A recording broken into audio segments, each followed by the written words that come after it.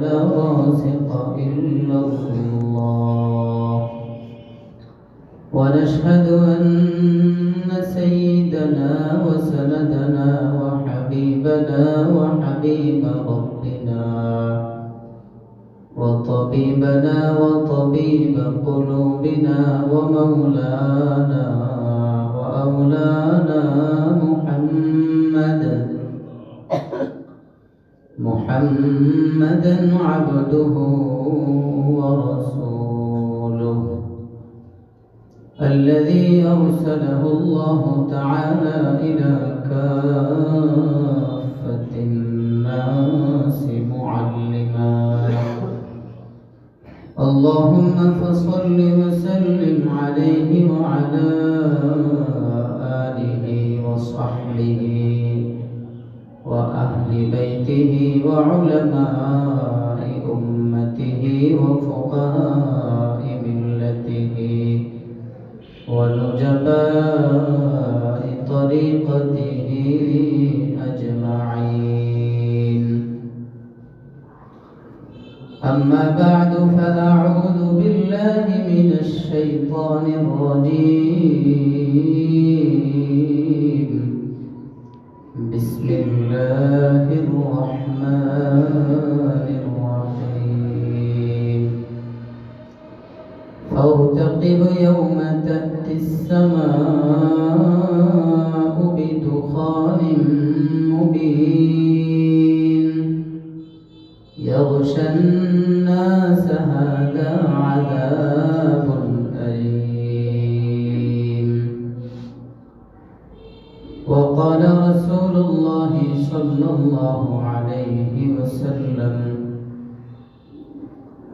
لا تقوم الساعة حتى تروا 10 آيات، وذكر منها 3 خسوف: خسف بالمشرق وخسف بالمغرب وخسف بجزيرة العرب، أو كما قال عليه الصلاة والسلام. محبة الشتى شكره পড়ুন اللهم صل على محمد وعلى آل محمد كما صليت على إبراهيم وعلى آل إبراهيم إنك حميد مجيد. اللهم بارك على محمد وعلى آل محمد كما باركت على إبراهيم وعلى آل إبراهيم إنك حميد مجيد.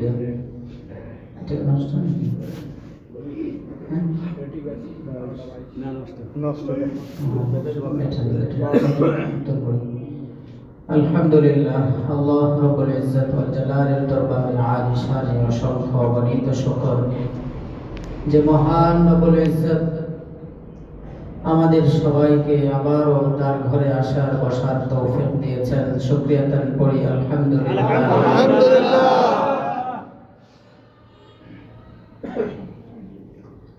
মুহতারাম মুসল্লিয়ান, আমরা যে বিষয়ে আলোচনা শুনে আসতেছি সেটি ছিল কিয়ামতের আলামত। এই পর্যন্ত গত জুমার পর্যন্ত আমরা প্রায় 9টি জুমআয় কিয়ামতের আলামত শুনেছি। আজকে 10ম জুমআ। ইনশাআল্লাহ আজকে এই বিষয়টাকে সমাপ্ত করার চেষ্টা করব। এই বিষয়ে আর বেশি বাড়াবো না। আরো অনেক গুরুত্বপূর্ণ বিষয় আপনাদের শোনা দরকার, সেদিকে আমরা যাব। তো আমরা কিয়ামতের আলোচনাকে 2 ভাগে বিভক্ত করেছিলাম, ছোট আলামত, বড় আলামত। ছোট আলামতগুলো প্রায় 5টি জুমা আমরা শুনেছি। এরপরে বড় 10টি আলামত এর আলোচনা গত 4 জুমায় শুনতেছি, আজকে 5ম জুমা। বড় 5 আলামতের প্রথম আলামত শুনেছিলাম খুরুজুল ইমাম আল মাহদি, ইমাম মাহদির পৃথিবীতে আগমন। সে বিষয়ে আমরা শুনেছি তার আকৃতি কেমন হবে, তিনি কখন আসবেন, তার আসার পর আগমনের পর পৃথিবীর অবস্থা কেমন হবে, কখন আসবেন তিনি, তার কাঠামো কেমন, সব শুনেছি আলহামদুলিল্লাহ। এরপর দ্বিতীয় জুমায় বড় আলামতের দাজ্জাল সম্পর্কে শুনেছি, যে দাজ্জালের ব্যাপারে রাসূল বলেছেন সবচেয়ে ভয়ঙ্কর, এর চেয়ে বড় ভয়াবহ শাস্তি, ভয়াবহ গজব আর হতে পারে না। সেই দাজ্জালের বিবরণ আমরা শুনেছি। তৃতীয় জুমায় শুনেছিলাম নুজুলু সাইয়্যিদিনা ওয়া নাবিয়ুনা আল-নবিয়ুল আকরাম ঈসা ইবনে মারইয়াম আলাইহিস সালাতু ওয়াস সালাম, হযরত ঈসা আলাইহিস সালাতু ওয়াস সালামের পৃথিবীতে শুভাগমন। এটি কিয়ামতের আরেকটি আলামত, এ বিষয়ে আলোচনা শুনেছি। সর্বশেষ গত জুমায় শুনেছিলাম ইয়াজুজ মাজুজ, তাদের বিবরণ, তারা কেমন, তারা আসলে পৃথিবীর অবস্থা কেমন হবে, তাদেরকে কিভাবে ধ্বংস করবেন আল্লাহ পাক, কার মাধ্যমে ধ্বংস করবেন, তাদের যাওয়ার পর পৃথিবীর অবস্থা কেমন হবে, সবিস্তারিত আমরা শুনেছি। এই জুমায় আমাদের আলোচ্য বিষয় বাকি যে বড় আলামতগুলো, এর মধ্যে যেটি আজকের প্রথম আলোচনা সেটি হলো কিয়ামতের আরেকটি বড় আলামত সালাসাতু খুসুফ, তিনটি বড় বড় ভূমিধস। রাসূল পাক সাল্লাল্লাহু আলাইহি ওয়াসাল্লাম বলেছেন, হাদিসে পাকের মধ্যে আছে, এই তিনটা ভূমিধস পৃথিবীতে এতটা ভয়ঙ্কর রূপ ধারণ করবে, এই তিনটা ক্ষতি এত বেশি হবে যে মানুষ এর ক্ষতির পরিমাণ কত হবে কল্পনা করেও শেষ করতে পারবে না। তিনটা ভূমিধস, এক একটা ভূমিধসের মাধ্যমে পৃথিবী থেকে শত শত নয়, হাজার হাজার নয়, লক্ষ লক্ষ, কোটি কোটি মানুষ এক এক ভূমিধসের মধ্যে পৃথিবী থেকে শেষ হয়ে যাবে। এবং এই তিন ভূমিধসের মাধ্যমে আল্লাহ রাব্বুল আলামিন পৃথিবীর এক বিশাল বিস্তীর্ণ অঞ্চলকে জমিনের নিচে তলিয়ে দিবেন, ডাবিয়ে দিবেন। হাদিসে পাকের মধ্যে রাসূল বলেন, লা তাকুমুস সাআহ হাত্তা তারাউ 10 আয়াতিন মিনহা থালাথাতা খুসুফ ওয়া যাকারা মিনহা থালাথাতা খুসুফ খাসফুন বিল মাশরিক ওয়া খাসফুন বিল মাগরিব ওয়া খাসফুন বিজাজিরাতিল আরব। রাসূল পাক সাল্লাল্লাহু আলাইহি ওয়াসাল্লাম এই হাদিসের মধ্যে বলেন, কিয়ামতের পূর্বে তিনটি ভূমিধস হবে। এই তিনটা ভূমিধস এর একটি হবে পৃথিবীর পূর্বাঞ্চলে, একেবারে পূর্ব দিকে, ওয়া খাসফুম বিল মাশরিক, খাসফুম বিল মাশরিক ওয়া খাসফুম বিল মাগরিব। আরেকটি হবে পৃথিবীর পশ্চিম প্রান্তে, একেবারে শেষ পশ্চিমে। আরেকটি ভূমিধস হবে কিয়ামতের আগ মুহূর্তে, ইয়াজুজ মাজুজের পরে। সেটা হলো পৃথিবীর মডেল পয়েন্ট জাজিরাতুল আরব। এই জাজিরাতুল আরবের মধ্যে মধ্যখানে এই তিনটা ভূমিধস হবে। তো রাসূল বলেন, এই তিনটি ভূমিধসের মাধ্যমে সারা পৃথিবীর বিশাল এক বিস্তীর্ণ অঞ্চলকে আল্লাহ রাব্বুল আলামিন পৃথিবীর নিচে তলিয়ে দিবেন। এক এক ভূমিধসের মধ্যে লক্ষ কোটি কোটি মানুষ পৃথিবী থেকে দুনিয়ার ভূগর্ভে ও জমিনের নিচে তলিয়ে যাবে। এই হাদিস যখন riwayat করছিলেন তখন উম্মে সালামা রাদিয়াল্লাহু তাআলা আনহা জিজ্ঞেস করলেন, ইয়া রাসূলুল্লাহ, আয়ুখসাফু বিল আরদ ওয়া ফিহা সালিহুন। তখন রাসূল সাল্লাল্লাহু আলাইহি ওয়াসাল্লাম বললেন, আকসারা আহলুহা আল খাবাথ। ইয়া রাসূলুল্লাহ, পৃথিবীকে আপনি বলেছেন কিয়ামত আল্লাহ আল্লাহ বললে ওয়ালা একজন বাকি থাকা পর্যন্ত পৃথিবীতে কিয়ামত হবে না। তাহলে যখন এই 3 ভূমিধস হবে তখন তো পৃথিবীতে অনেক নেককাররা থাকবে, পৃথিবীতে তো অনেক নেককাররা থাকবে। আইয়ুখসাফ ওয়া ফিহা সালিহুন, নেককারদের সহই কি জমিনকে এভাবে তলিয়ে দেওয়া হবে? রাসূল সাল্লাল্লাহু আলাইহি সাল্লাম তখন বললেন যে হ্যাঁ, যখন পৃথিবীতে নেককার থাকবে তবে সংখ্যা খুবই কম। আকসার আহলুহা আল খাবাত, অধিকাংশ অধিবাসী পৃথিবীর পাপাচার লিপ্ত থাকবে, পাপ কাজে নিমজ্জিত থাকবে। পৃথিবীর অবস্থা যখন এমনটা হবে, অধিকাংশ বাসিন্দা পৃথিবীর যারা আল্লাহর নাফরমানিতে নিমজ্জিত, আল্লাহর অবাধ্যতায় জীবন কাটায়, এমন এক পরিবেশ যখন পৃথিবীর কায়েম হয়ে যাবে, নেককার কিছু থাকলেও আল্লাহ পাকের হুকুম হয়ে যাবে এই 3 ভূমিধস জাজিরাতুল আরবে একটি, পৃথিবীর মডেল পয়েন্ট একটি, মধ্যখানে আরেকটি পূর্ব দিকে, আরেকটি পশ্চিম দিকে হবে। এই হলো একটি কিয়ামতের বড় আলামতের একটি। আরেকটি হলো আদ-দুখান।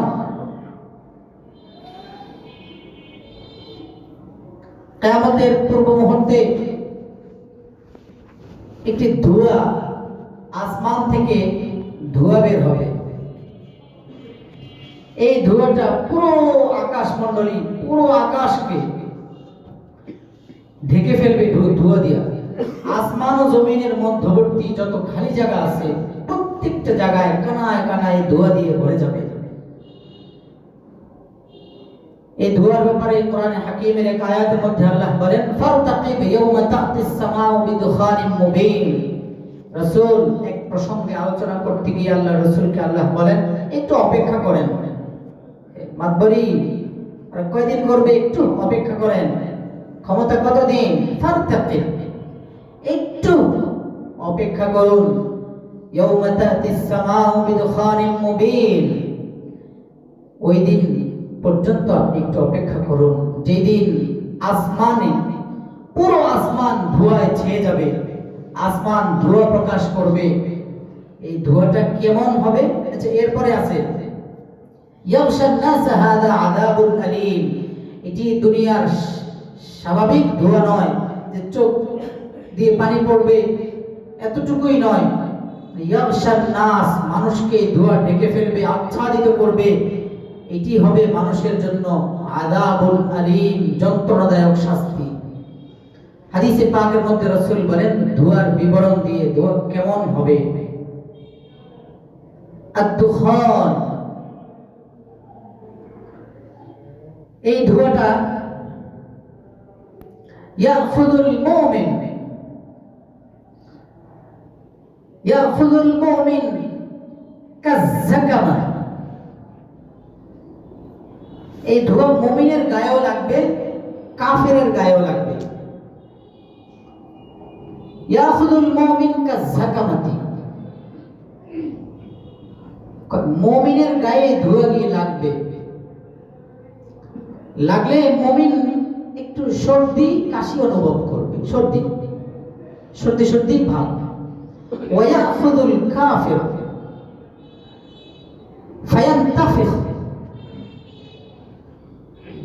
হাত্তা ইয়াখরুজা মিন কুল্লি হাত্তা তাখরুজা মিন কুল্লি মাসমাইন মিনহু আও ইয়াখরুজা মিন কুল্লি মাসমাইন মিন। মুমিনের গায়ে যেমন এই ধোঁয়া লাগবে, সমস্ত কাফের, ফাসিক, ফুজ্জার, বেঈমান যারা আছে তাদের শরীরেও গিয়ে লাগবে। তবে ব্যবধান হলো, মুমিনের শরীরে লাগলে ধোঁয়াটা হালকা একটু কাশি সর্দি অনুভব করবে মুমিন, কিন্তু কাফের, ফাসিক, বেঈমানদের শরীরে যখন গিয়ে লাগবে তখন তার শরীরের মধ্যে ভিতরে ধোঁয়াটা ঢুকে যাবে, শরীর অস্বাভাবিক মোটা ফুলে যাবে, ফুলে গিয়ে পুরো শরীরের মধ্যে এখন হাওয়ায় ভরপুর এই ধোঁয়া। তো রাসূল বলেন, ফায়ান্তাফিকু হাত্তা ইয়াখরুজা মিন কুল্লি মাসমাইন মিন।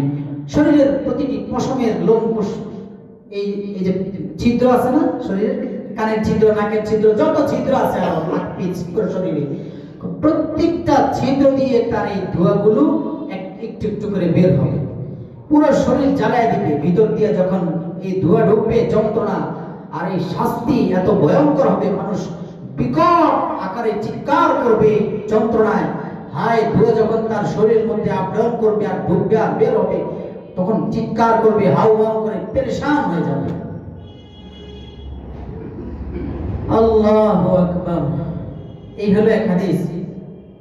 তাহলে এই হাদিস দ্বারা প্রমাণিত হলো যে ধোঁয়া এটা আসমান থেকে বের হবে। কোরআন দ্বারা প্রমাণিত হলো ধোঁয়া এসে মুমিনের গায়েও লাগবে, বেঈমানের গায়েও লাগবে,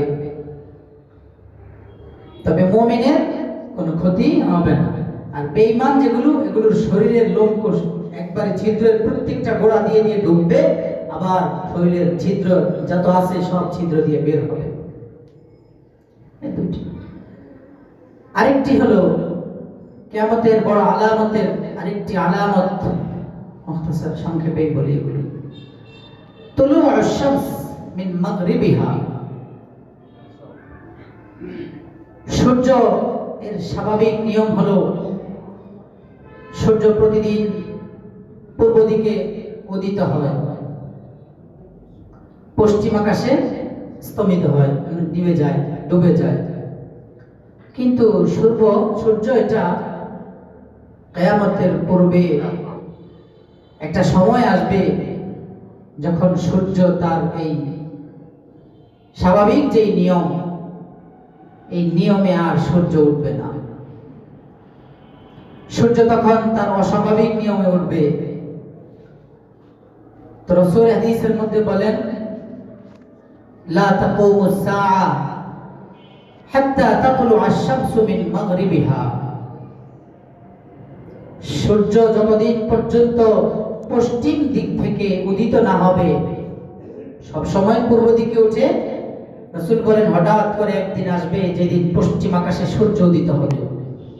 ওই সূর্য যখন পশ্চিম আকাশে উদিত হবে, এই আমার উম্মতেরা তোমরা শুনে রাখো, জেনে রাখো, তখন নিশ্চিত হয়ে যাবা যে কিয়ামতের আর সামান্য কিছু সময় বাকি, এর মধ্যেই কিয়ামত সংঘটিত হয়ে যাবে। কিয়ামত আর বেশি বাকি নাই। বুখারীর মধ্যে আসছে এক হাদিস, লম্বা হাদিস, সংক্ষেপেই বলি।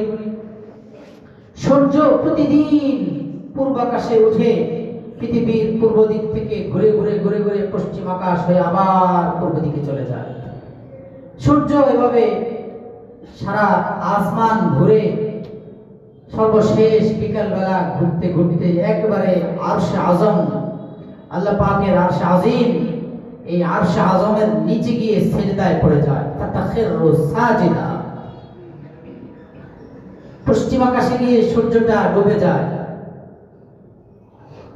দেখি আমরা আবার এটি ঘুরে ঘুরে আল্লাহর আরশে আজিমের নিচে গিয়ে সিজদায় পড়ে যায়। সিজদার মধ্যে গিয়ে পড়ে আল্লাহকে বলে, আল্লাহ, গতকাল আপনার নির্দেশ আমার জন্য ছিল পূর্ব দিকে উঠে পশ্চিম আকাশে ডুবা। আমি আপনার সেই নির্দেশ পালন করেছি। গতকালের নির্দেশ আমার যা ছিল সেটা তো আমার পালন হয়েছে। আজকে আমার কি আদেশ? আজকে আমার নির্দেশনা কি? আমার প্রতি আপনার কি আদেশ? সূর্যের মতো এত বড় বাহাদুর সৃষ্টি, এত বড় শক্তিশালী মহা সৃষ্টি আল্লাহর কুদরতি কদমে গিয়ে সিজদায় পড়ে যায়। কিন্তু আমরা মানুষ, আমরা কি করি? আমাদের অবস্থা হলো মসজিদের মিনার থেকে মুয়াজ্জিন আজান দেয় আর আমরা আমাদের দুনিয়াবি কাজ শুরু করি। তখন এই যে এখন ইলেকশন না, বহু ভাই আছেন ইলেকশনের পিছনে, ভোট চাওয়ার পিছনে পড়ে আপনার আখিরাত নামাজ, যেটা ছাড়া আখিরাতের উপায় নাই কোনো, সেই নামাজ পর্যন্ত ছেড়ে দেয়। আপনি যা করার করেন, কিন্তু নামাজ কিভাবে ছাড়েন? সূর্যের মতো এত বাহাদুর, যার আলোতে সারা পৃথিবী আলোকিত হয়, আল্লাহর কুদরতে যে সূর্য চলে, সেই সূর্য গিয়ে সিজদায় পড়ে যায়, আল্লাহ আপনার হুকুমটা পালন করতে পেরেছি, আগামীকালকে আপনার কি নির্দেশ? এই জন্য ভাই, কখন কার জীবন শেষ প্রান্তে পৌঁছে যায় বলা যায় না। সব সময় নিজের জিন্দগি আখিরাতের জন্য যেন প্রস্তুত থাকে। যে নামাজকে কাজা হতে দেওয়া যাবে না। ফজর নামাজটা এখন খুবই কম। আলহামদুলিল্লাহ, আমরা আজকে যারা ফজর নামাজ পড়েছি তারা সবাই ভিন্ন এক আনন্দে নামাজ পড়েছি। জিজ্ঞেস করেন যারা ছিল, খুব মজাদার নামাজ পড়েছে, ওর সাথে জিজ্ঞেস করেন কি বলেন। একজন আমাকে বলে, হুজুর আজকে আমি আপনাদেরকে আকর্ষণ লাগানোর জন্য, আমার ভাব প্রকাশ করার জন্য বলি। ভাবটা আমার নাই, আমি তো পাগল। একজন আমাকে বলে, হুজুর আজকে মসজিদে নামাজ পড়ে মনে হয়েছে বাইতুল্লাহ অথবা মসজিদে নববীতে নামাজ পড়েছি, দিলটা খান খান হয়ে গেছে। আরেক ভাই, যুবক এক ভাই এসে বলেন, হুজুর আজকে থেকে ওয়াদা করলাম। আজকে ফজর পরে একাধিক এক ভাইয়ের পরে এক ভাই আসছেন। ভাবলাম হঠাৎ করে কেন আসে, কাঁদতেছে। কাঁদেন কা? হুজুর দিলটা আজকে বেচাইন লাগতেছে, আজকে থেকে ওয়াদা করলাম আর কখনোই নামাজ ছাড়বো না। তো এই জন্য ভাই, তেলাওয়াত না শুধু আমাদের আকাবেরদের একজন মুরব্বী, এর নামটা ভুলে গেছি, উনি বলতেন, হ্যাঁ কোন কাজ এটা যদি সঠিক নিয়তে, সঠিক তরিকায় এবং কাজটা সঠিক, তিনটা শর্ত বলছেন। কাজ সঠিক, হক বাত, হক নিয়ত সে হক তরিকা पर अगर कहे तो बेशक मुअस्सर हो। কথা সত্য এবং নিয়ত সত্য, বা কাজ সত্য, নিয়ত সত্য, তরিকাও সঠিক, এই তিন পদ্ধতিতে যদি কেউ করতে পারে তো বেশক তার দিলে গিয়ে আঘাত করবে, এটা ইনশাআল্লাহ। দিলে আঘাত মানে দিলে আসর পড়বে, এর দ্বারা জীবন পাল্টাবে ইনশাআল্লাহ। এটা বলা যায় না, দিলের বিষয় তো, দিল কখন আল্লাহর পক্ষ থেকে পাল্টে যায় কার বলা যায় না। এজন্য নামাজ থেকে গাফেল হওয়া যাবে না।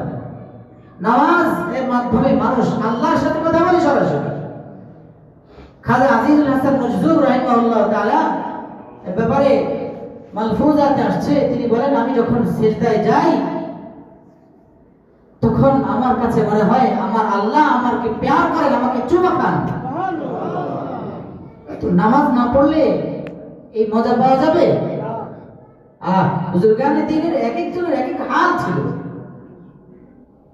এই জন্য ভাই, কথা কোন দিকে চলে যাচ্ছে, তো বলছিলাম সূর্য কিয়ামতের আলামত নিয়ে আমাদের আলোচনা চলছে, স্মরণ আছে তো? আজকে ইনশাআল্লাহ আমরা শেষ করব। 10 জুমা চলতেছে প্রায়, আর দেরি করব না ইনশাআল্লাহ। তো কি আলোচনা, বুখারীর রিওয়ায়াত শুনাইতেছিলাম যে সূর্য, এই সূর্য এত বড় মহান সৃষ্টি আল্লাহ, সেই সূর্য পর্যন্ত আল্লাহর সিজদায়, আল্লাহর কুদরতি কদমে সিজদায় পড়ে শুকরগুজার হয়। আমি কত বড় পাওয়ারফুল হয়ে গেলাম যে আল্লাহ খাওয়াচ্ছেন, আল্লাহ জীবিত রাখছেন, সুস্থ রাখছেন, আল্লাহর সবকিছু দিয়ে আমার জীবনটা সারাটা সেকেন্ডে সেকেন্ডে আল্লাহর নিয়ামত ভক্ষণ করছি, ভোগ করতেছি। সে আল্লাহর কুদরতি পায়ে সিজদা করতে রাজি না। আল্লাহ রাসূলের মহব্বত দিলে লালন করব, সেটা পারি না। আমার কি ক্ষমতা সূর্য যেমন আলো দিয়ে সারা পৃথিবী আলোকিত করতে পারে, আমার কতটুকু ক্ষমতা যে আমি এখানে দাঁড়িয়ে আমার আলো দিয়ে আমি এই পাঁচ গজ আলোকিত করবো, পারবো? আরে আলোকিত করা ওখানে আলো দিয়ে করবো, আমি আমার কথা দিয়ে করবো। কথা যদি আমার রূহ বলা হয়, কিন্তু না, আমাদের অবস্থা তো হলো এখন নামাজ থেকে তো দূরে দূরে, রাসূলুল্লাহর সুন্নাহ আর শরীয়ত থেকে অনেক দূরে। রাসূলের সুন্নাত দেখলে এখন গা পশম শরীর জ্বরে, জামা টুপি দাড়ি দেখলে কিছু আছে এগুলোর শরীরে আগুন জ্বলে। হ্যাঁ, আমার কিছু মুসল্লি আছে যাদের মাথায় টুপি দেখলে এগুলো সহ্য হয় না, আলেম ওলামা বরদাস্ত করতে পারে না। তোমার এই পাওয়ার দিয়ে কি হবে? যে পাওয়ার আল্লাহর সামনে দাঁড়ানোর জিন কোন জাররা পরিমাণে পাওয়ার কোনো কাজে আসবে না। পাওয়ার কাজে আসবে আলহামদুলিল্লাহ, সুম্মা আলহামদুলিল্লাহ।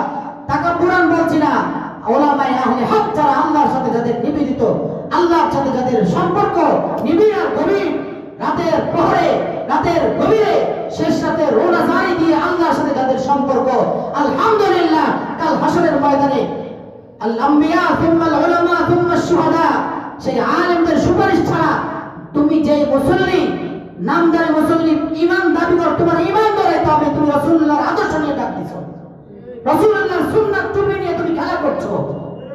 রাসূলের সুন্নাতের সাথে তোমার কি এমন দুশমনি? ওলামায়ে হকের সাথে তোমার কি এমন দুশমনি? আলেমরা নায়েব রাসূল, আলেমের পোশাক রাসূলুল্লাহর পোশাক। এরা তোমার জন্য তোমাকে চায় আখিরাতের দিকে অগ্রসর করতে, তোমাকে আখিরাতের আলোর পথ দেখিয়ে তোমাকে জান্নাতের দিকে নিতে। উল্টা বুঝো কেন?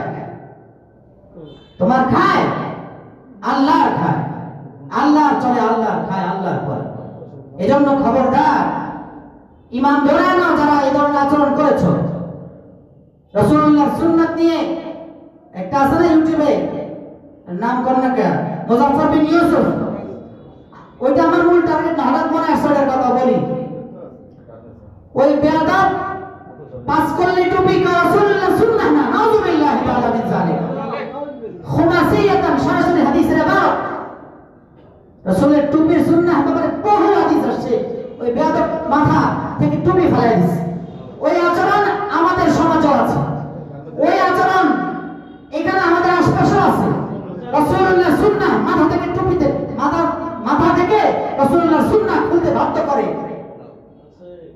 পোশাক পরে মানুষের কোথাও ঢোকা ইউনিফর্ম থাকতে পারে, আপনার মেইল কারখানা, গার্মেন্টস, স্কুল, যে যেখানে ইউনিফর্ম থাকে, হ্যাঁ যখন সেটা থাকে সুনির্দিষ্ট সেটা পরে যায়। তারপরেও ইউনিফর্ম করার সময় অবশ্যই খেয়াল রাখা চাই এটা যেন আদর্শ রাসূলুল্লাহ নববী আদর্শ অনুযায়ী হয় ইউনিফর্ম। এটা হচ্ছে না কেউ আইন করে ফেলছে কৃষ্টি কালচার বিজাতিদের মতো, তখন যারা ঢুকছে তারা বাধ্য, তারা আল্লাহর কাছে জবাব দিতে হবে না। আর যদি ইউনিফর্মের মধ্যে কোনো ধরনের বাধ্যবাধকতা নাই, যে চায় যে যেটা পরে, আর কেউ যদি সুন্নতি পোশাক পরে গার্মেন্টসে ঢুকতে চায়, কেউ যদি সুন্নতি পোশাক পরে স্কুলে ঢুকতে চায়, কেউ যদি সুন্নতি পোশাক আর টুপি পরে যদি কলেজে ঢুকতে চায়, বাধা দেওয়ার ক্ষমতা তোমাকে কে দিয়েছে? এই পোশাক কি আসমানি পোশাক নয়? ওয়ালিবাসুত তাকওয়া যালিকা খায়র, কোরআনে আসছে ওয়ালিবাসুত তাকওয়া। তুমি পড়ে নাও আয়াতের তাফসীর, সাব্বিগু, কোরআনে আসছে না, সিবগাতাল্লাহ মান আহসানু মিনাল্লাহি সিবগা। আল্লাহ রঙে রঙিত হও, আল্লাহ রং পাবেন কোথায়? আয়াত আছে, আরেক আয়াতের মধ্যে আল্লাহ বলেন লাকাদ কানা লাকুম ফি রাসূলিল্লাহি উসওয়াতুন হাসানা। আল্লাহ রঙে রঙিত হবা, সেটা কোথায় বাবা?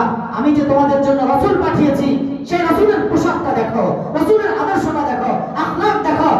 রাসূলের জীবনের পারিবারিক জীবন থেকে নিয়ে সামাজিক জীবন থেকে নিয়ে রাষ্ট্রীয় জীবন পর্যন্ত পুরো জীবন ফলো করো। এটাই যদি ফলো করতে পারো, সিবগাতাল্লাহ, এটাই আমি আল্লাহর রং। এই আল্লাহর রং নিয়ে আসবা জান্নাত। আর এই রংওয়ালাদের বিরোধিতা করবা। রংওয়ালাদের সাথে চলতে কেউ যদি রং হতে চায়, রঙিত হতে চায়, আরে এটা তো কোরআনের নির্দেশ। কোন মাসাদিকিন, এই মুমিনরা আল্লাহকে ভয় করো। ভয় করবে কিভাবে? একা একা ভয় করতে পারবে না। আল্লাহ নিজে বলেন কোন মাসাদিকিন, ভয় শিখো সাদিকিনদের সাথে থেকে। তো যারা, সর্বশেষ কথা হলো, শুধু টুপিধারী লেবাস নয়, ইসলাম আর যে কোনো শিয়ার নিয়ে যারা ছিনিমিনি খেলবে, তাদের জন্য জরুরি তওবা করা। আমরা তাদেরকে আহ্বান করব, তোমরা তওবা করো, আল্লাহর কাছে মাফ চাও, না হলে কিন্তু আখিরাতে কবরও জায়গা হবে না। হাসর নাসর সত্য পরে রাসূলুল্লাহ হাতে তুমি কিভাবে পানি পেয়ালা দিয়ে পান করবা? যে রাসূল, এই মিয়া আপনি কবরে যাবেন, দেখাবে মান হাদা রাজুল, কি বলবে? মান হাদা রাজুল, এই লোককে রাসূলুল্লাহ চেহারা মোবারক ফটো ধরে দেখাবে, কে ইনি? যাকে দেখাবে ওনার সাথে সম্পর্ক না হলে বলতে পারবো? আচ্ছা দেখাইলেন, এখন যাকে দেখানো হবে তার দাড়ি থাকবে না? তো তোমার যদি দাড়ি না থাকে তুমি চিনবা কিভাবে নাকি? তোমার সাথে তোমার কোনো মিল নেই।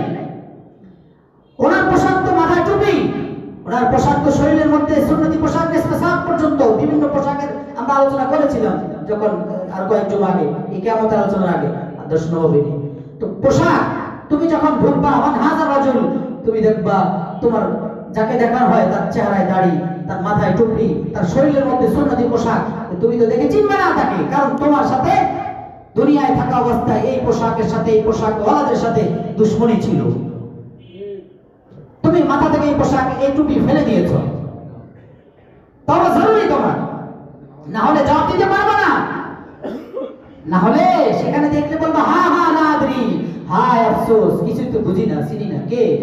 ধাক্কা থাপ্পড়া ফেরেশতাদের থাপ্পড় দিয়া একবারে অগ্নিকুণ্ডে নিয়ে ফেলাই দিবে। হ্যাঁ, আল্লাহ বোঝার তৌফিক দান করেন। হ্যাঁ হ্যাঁ, কিছু দেখা যায় আমার এই কুসি মসজিদে এসে বলছে যে হুজুর মসজিদে নামাজ পড়তে আসতে পারি না, বাধ্য থাকে। কেন পারবেন না? মসজিদ আল্লাহর ঘর, আপনাকে বাধা দেওয়ার কাছে কে বাধা দিবে? বাধা শুনবেন না, আপনারা চলে আসবেন আল্লাহর ঘরে। চাকরি লাগলে করবেন না, খাওয়াবেন আল্লাহ, তাওয়াক্কুল আল্লাহর উপরে করবেন। বাধা দেওয়ার ক্ষমতা একমাত্র আল্লাহ। মসজিদ আল্লাহর ঘর, এই ঘরে বাধা দেওয়ার ক্ষমতা আল্লাহ বলছেন ওমান আসলামু মিম্মান মানা মাসাজিদাল্লাহ। আল্লাহর ঘরে আসা, জিকির করা, আল্লাহর ঘরে আল্লাহর ইবাদত করার ক্ষেত্রে যারা বাধা দিবে এর চেয়ে বড় জালেম আল্লাহর দৃষ্টিতে আর কেউ নেই পৃথিবীতে। আল্লাহ সহি বুঝদান করেন। তো বলছিলাম কিয়ামতের আলামত আলোচনায় যে আরেকটি আলামত হলো লা তাকুমুস সাআ হাত্তা তাতলু আশ-শামসু মিন মাগরিবিহা। সূর্য পূর্ব দিক থেকে উঠে সব সময় স্বাভাবিক নিয়ম, পশ্চিম আকাশে যেদিন সূর্য উঠবে সেদিন কিয়ামত কায়েম হয়ে যাবে।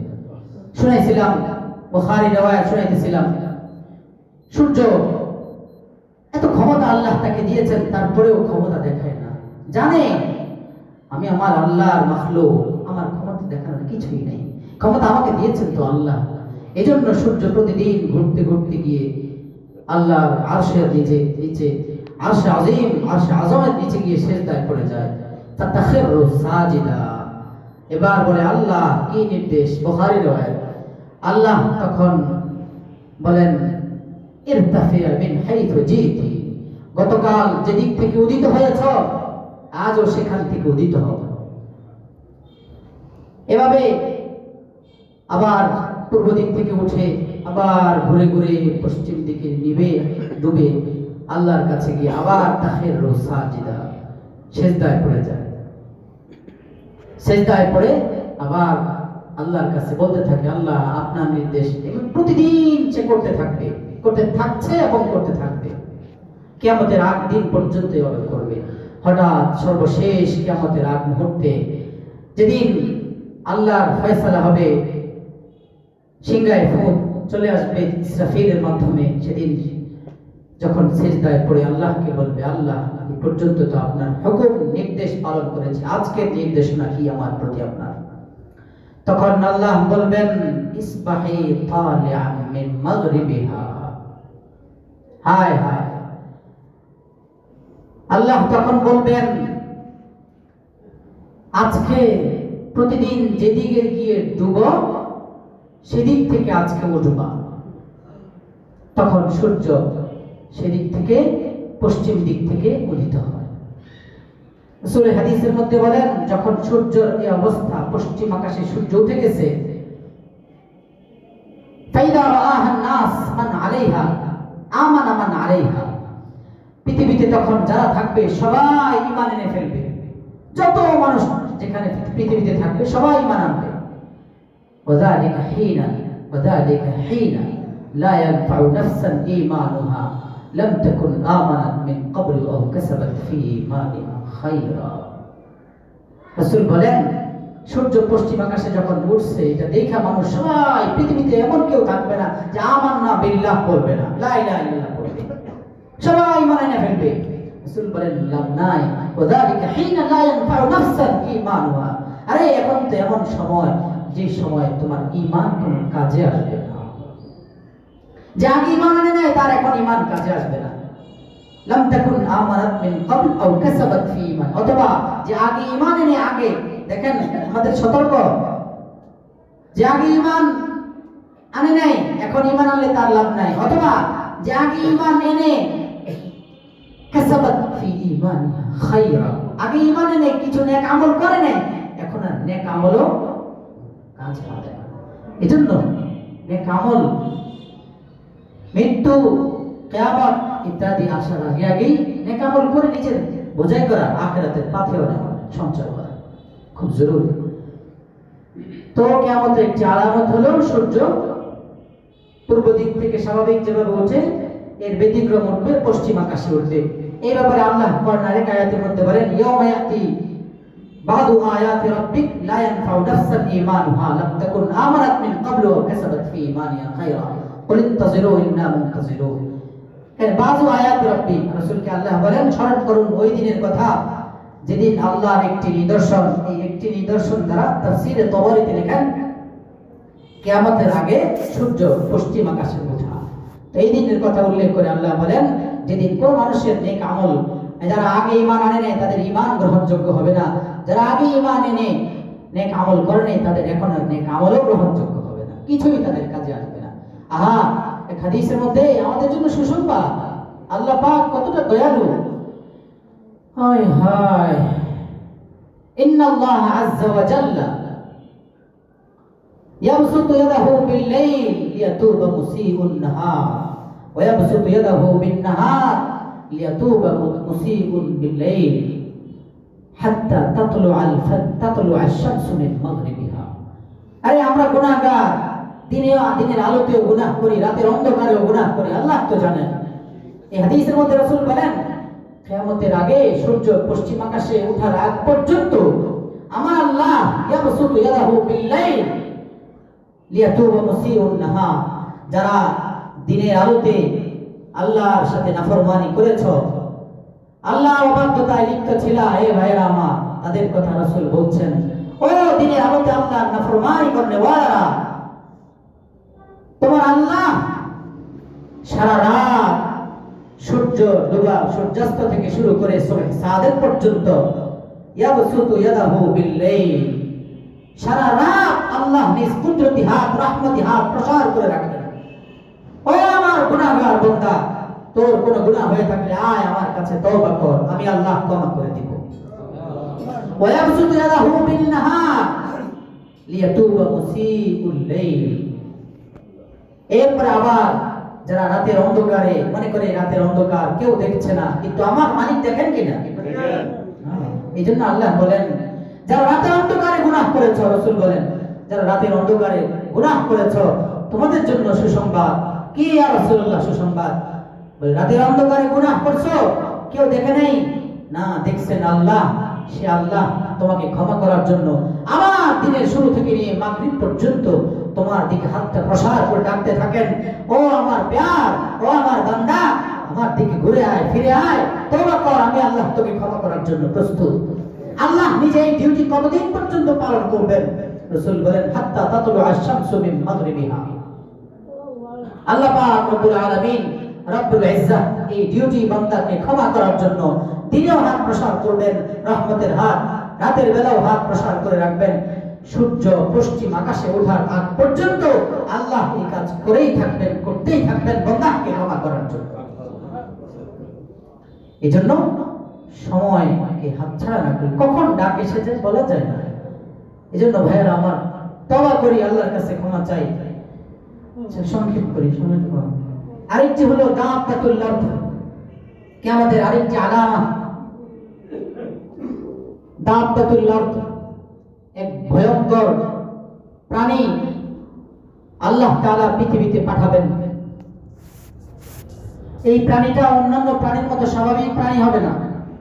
কোন প্রাণী হবে বহু ব্যাখ্যা মুফাসসিররা করছেন, আমি ওদিকে যাব না, শুধু এতটুকু বলবো কোরআনে হাকিমের মধ্যে আল্লাহ বলেন ওয়াইদা ওয়াকাল কাউলু আখরাজনা লাহুম দাব্বাতাম মিনাল আরদ। কিয়ামত যখন ঘনিয়ে আসবে,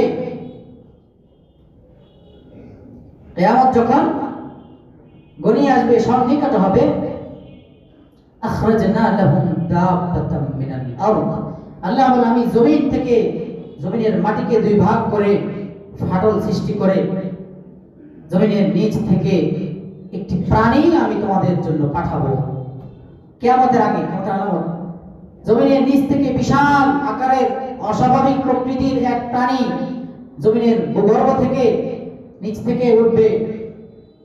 এটা উঠে কি করবে? তুকাল্লিমুন নাস, মানুষের সাথে কথা বলবে। এই প্রাণী মানুষের সাথে কথা বলবে, একে একে পৃথিবীর সকল মানুষের সাথে সে কথা বলবে। এই প্রাণীটা তাখরুজু দাব্বা ওয়া মাহা আসা মূসা ওয়া খাতামু সুলাইমান প্রাণী পৃথিবীর নিচ থেকে বের হবে কোন জায়গা থেকে? আব্দুল্লাহ ইবনে ওমর রাদিয়াল্লাহু তাআলা আনহু বলেন, তিনি বলেন, আমার যদি সুযোগ হইতো তা আমি পা দিয়ে দেখাতাম। এটা বলে তিনি তখন বর্ণনা করছেন, বলেন যে এই প্রাণীটা বের হবে সাফা যে পাহাড়, ইন্নাস সাফা ওয়াল মারওয়াতা মিন শাআইরিল্লাহ। হাজী সাহেবান যখন উমরা করে হজ করার জন্য যান, তখন সাফা মারওয়া, বাইনাস সাফা ওয়াল মারওয়া যে সাই করেন, যে পাহাড় থেকে শুরু, ওই পাহাড়ের ভিতর থেকে এই প্রাণীটা বের হবে, বিশাল আকৃতির। তবে এই প্রাণী মাহা আসা মূসা, হযরত মূসা আলাইহিস সালাতু ওয়াস সালামের যে শুভ্র লাঠি, উজ্জ্বল ঝলমলে যে লাঠি ছিল, সেই লাঠি থাকবে তার হাতে। কার হাতে? এই প্রাণীর হাতে। কিয়ামতের আলামত, বড় আলামতের একটা। মাহা আসা মূসা ওয়া খাতামু সুলাইমান। সুলাইমান আলা নবিয়িনা ওয়া আলাইহিস সালাতু ওয়াস সালাম যে আংটি ছিল, মোহর, যে আংটি দিয়ে তিনি কাজ করতেন, সেই আংটিটা থাকবে তার আঙ্গুলে। তার সাথে থাকবে না আঙ্গুলে, হাতে লাঠি, আঙ্গুলে থাকবে কি? আংটি। আল্লাহ। ফাতালুজু, তখন সে এই হাতে যে লাঠি, এই লাঠি মুসলমানের সকল মুমিনের সামনে ধরবে। ধরলেই সমস্ত মুমিনের চেহারা, তালুজু ওয়াজহাল মুমিন ও কামা ক্বাল, মুমিনের চেহারা সামনে ধরবে, যখন সমস্ত মুমিনের চেহারা উজ্জ্বল আলোকিত হয়ে যাবে। সেই লাঠির মাধ্যমে সমস্ত মুমিনের চেহারাকে উজ্জ্বল করে দিবে। আর ওয়াতুখতামু আনফা কাফিরিন, সমস্ত কাফেরের নাকে ওই আংটি দিয়ে দাগ দিবে। এই প্রাণী দাগ দিলে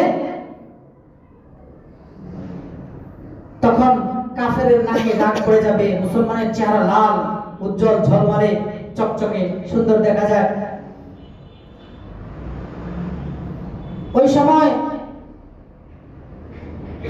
সাথীরা একে অপরের সাথে খেতে বসবে টেবিলে। বন্ধু বান্ধব একসাথে খেতে বসে না টেবিলে অথবা দস্তরখানে বসবে খেতে, কিন্তু ওই যে লাঠি উজ্জ্বল, লাঠির সামনে ধরার কারণে ওটা দিয়ে যে আলোকিত করে দিয়েছে চেহারাটা, ওই চেহারার মধ্যে মুমিন যেটা ফুটে উঠবে। আর কাফের ওই যে দাগ দিবে, দাগ দেওয়ার সাথে সাথে যে কাফেরটা ফুটে উঠবে। তখন তারা যে একসাথে বসবে খেতে, তখন একে অপরকে নাম ধরে ডাকবে না, এ আব্দুল্লাহ, আব্দুর রহমান বলে ডাকবে না, টিটু মিটু ইত্যাদি উজ্জ্বল উজ্জ্বল বলে ডাকবে না। কাফেরকেও কাফের নাম ধরে ডাকবে না, মুসলমানও মুসলমানকে ডাকবে না। ফায়াকুলু হাদা ইয়া মুমিন ওয়া ইয়াকুলু হাদা ইয়া কাফির। একজন আরেকজনকে দেখেই বুঝবে হে কাফের হে মুমিন, ও কাফের ও মুমিন, চেহারায় দেখা থাকবে, চেহারা দেখে চিনে ফেলবে এটা কাফের, এটা মুমিন, এটা মুমিন, এটা কাফের।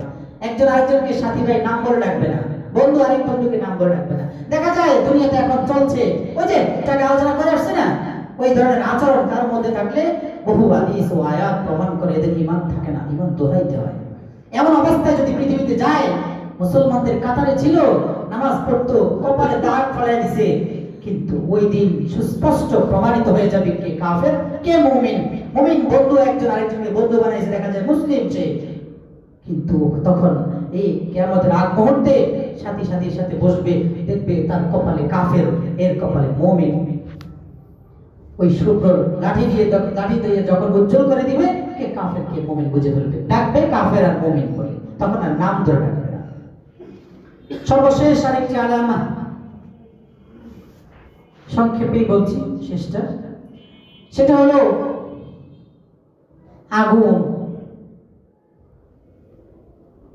وآخر ذلك نار تخرج من اليمن تطرد الناس إلى محشرهم। সর্বশেষ যে আলামা সেটা হলো আগুন। এই আগুনটা কোথা থেকে বের হবে? এই আগুন তাখরুজু মিন হাদরামাউত, এটা পূর্ব ইয়ামানের একটি শহর, উপশহর। এই হাজরামাউত তাখরুজুন নারু মিন হাদরামাউত আও মিন বাহরি হাদরামাউত। ইয়ামানের হাজরামাউত অথবা হাজরামাউতের সাথে পাশে যে সমুদ্র, এই সমুদ্রের কাছ থেকে আগুনটা বের হবে। আগুনটা বের হবে কিয়ামতের পূর্ব মুহূর্তে মানুষদের সবাইকে, সমস্ত মানুষকে হাঁকাবে, আগুন তাড়িয়ে হাঁকিয়ে নিয়ে যাবে। কোথায় নেবে? সবাইকে জমা করবে সিরিয়ায়, শামে। এই পর্যায়ে যখন রাসূল এতটুকু বললেন যে এই সর্বশেষ আলামত, যখন সব আলামত প্রকাশ পেয়ে যাবে, তখন এই আলামতটা সর্বশেষ প্রকাশ পাবে। আগুনটা বের হয়ে মানুষদেরকে হাঁকিয়ে সেই ইয়ামান, সেই সিরিয়ায় নিয়ে জমা করবে। তখন সাহাবায়ে কেরাম বলেন, ইয়া রাসূলুল্লাহ ফামা তা'মুরুনা ইয়া রাসূলুল্লাহ, এই আগুন যখন আমাদেরকে হাঁকিয়ে সিরিয়ায় নিয়ে জমা করবে, আমরা তখন বেঁচে থাকলে কি করব? আমাদের প্রতি আপনার নির্দেশনা কি? রাসূল পাক সাল্লাল্লাহু আলাইহি ওয়াসাল্লাম তখন বললেন, ক্বালু আলাইকুম বিশাম, তোমরা সবাই তখন সিরিয়ায় অবস্থান করবা, এর থেকে আর বের হবে না। এর থেকে বের হলেই আগুন তোমাদেরকে গ্রাস করে ফেলবে। সবাই তখন সিরিয়া অবস্থান করবা, কারণ এরপরেই ইসরাফিল আলাইহিস সালাতু ওয়াস সালাম সিংহায় ফুঁক দিবেন। এই আলামতগুলো যখন প্রকাশ পেয়ে যাবে, লা তাকুমুস সাআ ইল্লা আলা শিরারিল খালক, তখন পৃথিবীর বুকে আল্লাহ বলনে ওয়ালা আর কেউ থাকবে না। আল্লাহ আল্লাহ বলনে ওয়ালা হাত্তা ইউকালা ফিল আরদ, আল্লাহ আল্লাহ বলনে ওয়ালা কেউ থাকবে না। ওই সময় সুম্মা ইউরসিলুল্লাহু রিহান বারিদাতান, তখন আল্লাহ একটি ঠান্ডা মৃদু বাতাস পৃথিবীতে ছেড়ে দিবেন।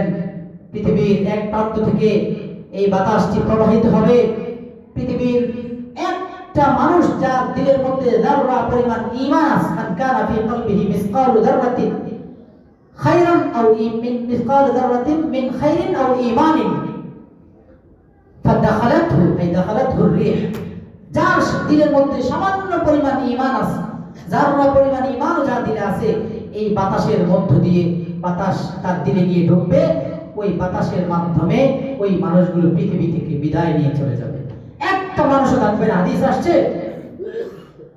যদি কেউ এই পাহাড়ের গুহায় গিয়েও পালায়, সেই পাহাড়ের গুহার মধ্যেও গিয়ে এই বাতাস ঢুকে ওই মুমিনকে রূহ কবজা করবে। এরপরে পৃথিবীতে তখন আর কোন মানুষ বাকি থাকবে না। ঈমান আল্লাহ বলনেওয়ালা, আল্লাহ বলনেওয়ালা কেউ থাকবে না। তখন বাকি থাকবে শুধু বেঈমান কাফেররাই।